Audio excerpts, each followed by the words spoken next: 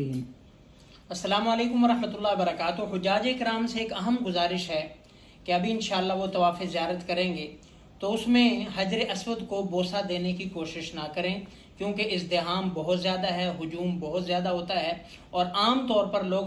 فرض سمجھتے ہیں اس کو، حالانکہ سنت عمل ہے، لیکن وہ بھی تب ہے جب کسی کو ہم تکلیف نہ دیں، وگرنہ اس کے بوسہ دینے میں عام طور پر بندہ اپنی جان کو خطرے میں ڈالتا ہے، اور یا کم از کم یہ ہے کہ بڑا نقصان ہو جاتا ہے، سر پھٹ جاتا ہے، بازو ٹوٹ جاتے ہیں، اور بڑی عجیب صورتحال ہوتی ہے۔ تو اس لیے اس ازدحام میں حجر اسود کو بوسہ دینے کی کوشش نہ کریں۔ اور دوسرا، خوشبو کا بھی مسئلہ ہوتا ہے، لیکن چونکہ طواف زیارت میں ہم اکثر احرام میں نہیں ہوتے تو وہ مسئلہ تو نہیں ہے، لیکن کم از کم اپنی اور دوسروں کی جان کی حفاظت کرنا ضروری ہے، اور ایذائے مسلم سے بچنا ضروری ہے، کیونکہ حجر اسود کو بوسہ دینا سنت ہے اور ایذائے مسلم حرام ہے، تو لہذا